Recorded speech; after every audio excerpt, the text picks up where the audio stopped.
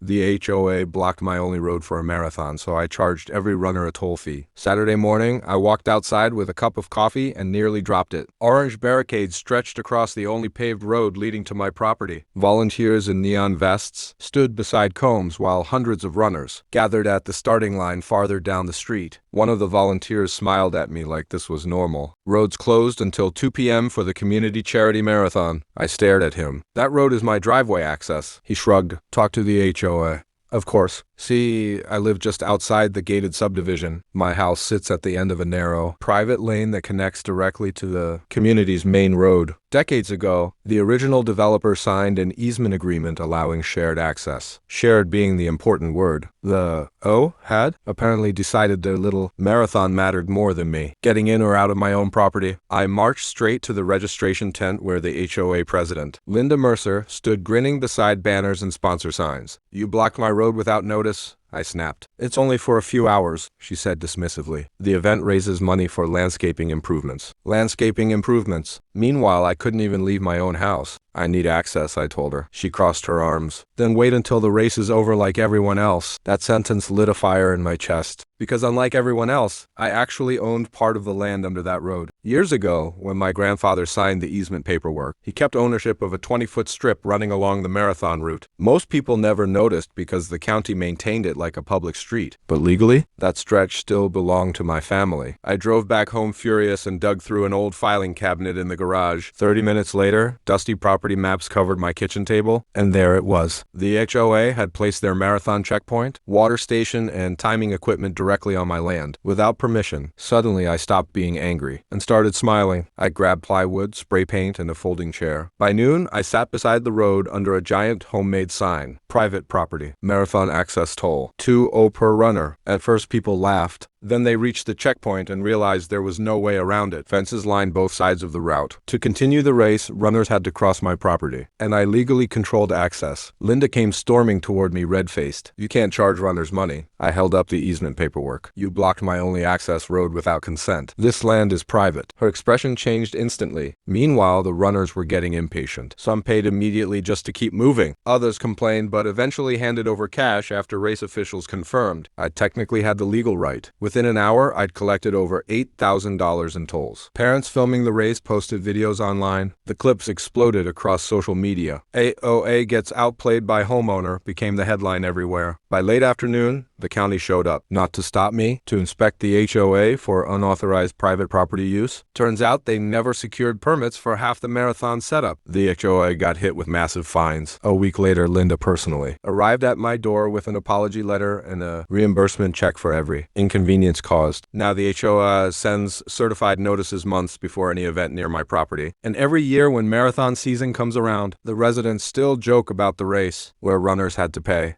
admission halfway through.